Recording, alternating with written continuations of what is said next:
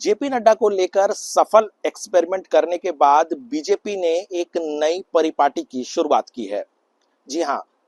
हम उस परिपाटी की बात कर रहे हैं जो 2019 में बीजेपी ने शुरू की। 2019 से पहले बीजेपी कभी भी कार्यकारी अध्यक्ष नहीं बनाती थी, लेकिन 2019 में पहली बार बीजेपी ने फैसला लिया और उस वक्त अमित शाह बीजेपी के राष्ट्रीय अध्यक्ष होते थे और जब 2019 में फिर से एनडीए की सरकार बनी तो प्रधानमंत्री नरेंद्र मोदी ने अमित शाह को अपने मंत्रिमंडल में लेने का फैसला किया और उस वक्त पार्टी ने तत्काल प्रभाव से जेपी नड्डा को उस समय कार्यकारी अध्यक्ष बनाया। उस समय भी बड़ी सवाल उठ रहे थे कि आखिर कार्यकारी अध्यक्ष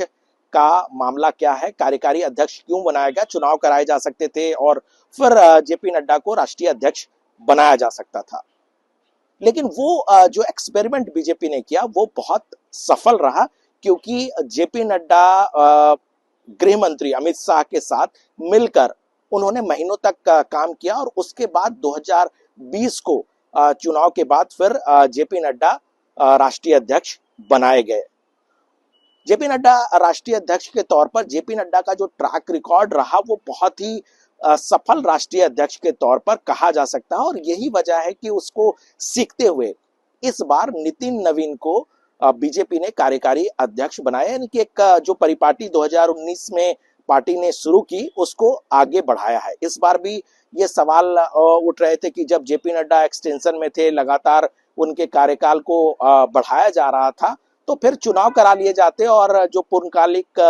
राष्ट्रीय अध्यक्ष होते हैं उन्हीं का चुनाव हो जाता और जिसको राष्ट्रीय अध्यक्ष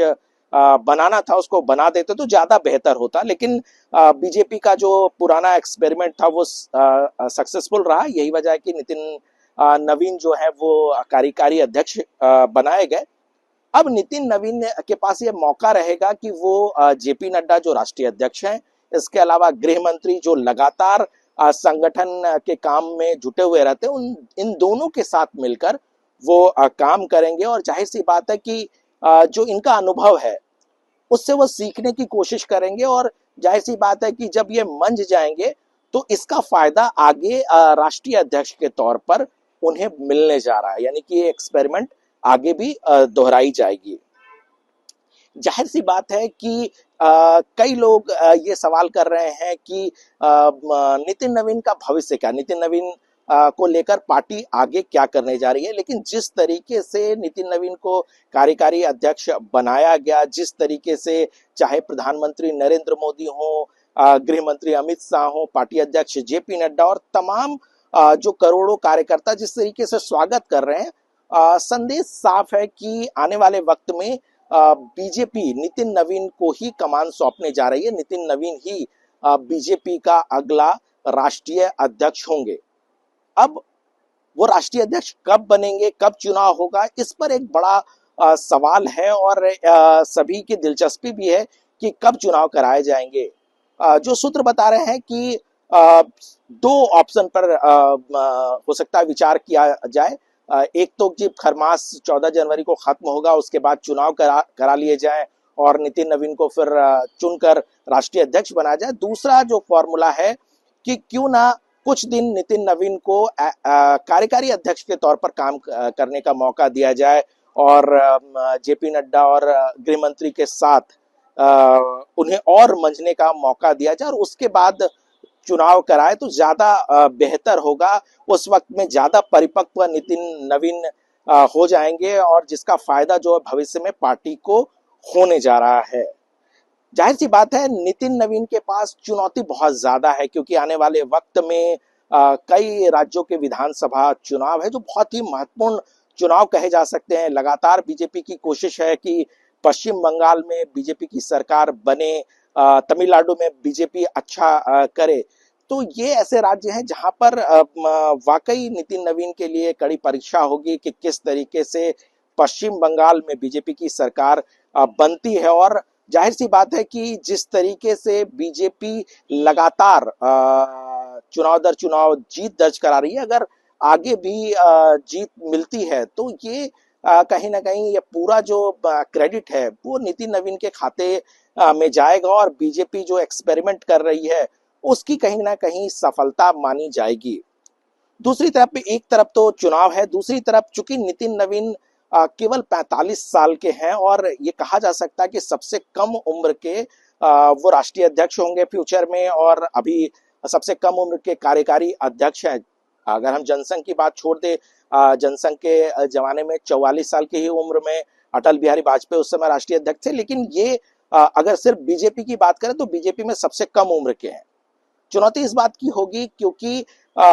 इनसे सीनियर नेताओं की एक लंबी फहरिस्त बीजेपी में है जिनके अंडर नितिन नवीन ने काम किया। तो फिर यहाँ पर एक सामंजस्य बनाने की चुनौती बहुत बड़ी होगी कि नितिन नवीन किस तरीके से बड़े बड़े नेताओं, क्योंकि देखिए अगर प्रधानमंत्री नरेंद्र मोदी, गृह मंत्री अमित शाह, जेपी नड्डा को छोड़ करके एक गैलेक्सी ऑफ लीडरशिप पार्टी के अंदर है, वहां पर एक सामंजस्य बनाने की जो चुनौती है वो नितिन नवीन के सामने बहुत ज्यादा आने वाली है। और जाहिर सी बात है कि नितिन नवीन चूंकि बहुत ही सौम्य और सरल स्वभाव के नेता के तौर पर जाने जाते हैं, ऐसे में उन्हें बहुत ज्यादा कठिनाई का सामना नहीं करना पड़ेगा और बहुत ही आसानी से वो कर लेंगे। यहाँ एक बात और बताने वाली बात है कि नितिन नवीन की नियुक्ति, नितिन नवीन का कार्यकारी अध्यक्ष बनना भी अपने आप में भारतीय राजनीति में एक बड़ा संदेश है। क्या ये दूसरी राजनीतिक पार्टी में संभव है? क्या ये समाजवादी पार्टी, तृणमूल कांग्रेस, कांग्रेस, बीएसपी जैसी पार्टियों में क्या ये संभव है कि एक जमीन का कार्यकर्ता, एक 45 साल का कार्यकर्ता को शीर्ष पद पर बिठा दिया जाए? अगर भारतीय राजनीति की बात करें तो ज्यादातर राजनीतिक पार्टी के जो राष्ट्रीय अध्यक्ष हैं वो परिवार से आते, चाहे वो अखिलेश यादव की बात करें, तेजस्वी यादव की बात करें, स्टालिन की बात करें, तो वो कहीं ना कहीं परिवार से, उनके पिता उस पार्टी के अध्यक्ष होते थे, अब वो है। या कुछ ऐसी राजनीतिक पार्टियां हैं जहां पर जो जिन्होंने उनकी स्थापना की वही वहां के सर्वे सर्वा है, चाहे वो ममता बनर्जी की हम बात कर लें या किसी और मायावती की बात कर लें। तो ये संभव सिर्फ बीजेपी में ही है कि एक 45 साल के युवा जो जमीन पर